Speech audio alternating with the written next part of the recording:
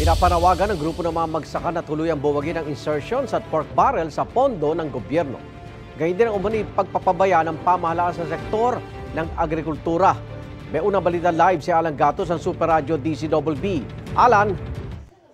Igan, nananatili pa rin ang mga magsasaka sa harapan ng tanggapan ng Department of Agrarian Reform o DAR dito sa Quezon City. Bahagi ito ng malaki ang kilos protesta na nakatakdang isagawa sa October 21 na tinawag nilang Baha sa Liwasang Bonifacio kontra Katiwalian.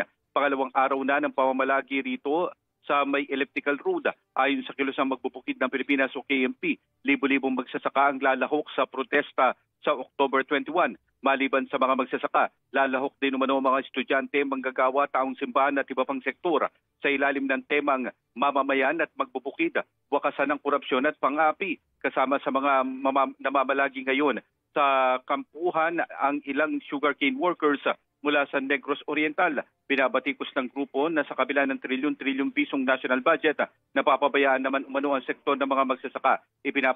Pinapanawagan din nila ang tuluyang pagbuwag sa mga insertion at pork barrel sa pondo ng gobyerno. Kahapon nagsagawa naman ng mga protesta ang grupo, habang ngayong araw ay magsasagawa naman sila ng protesta sa Campo Aguinaldo.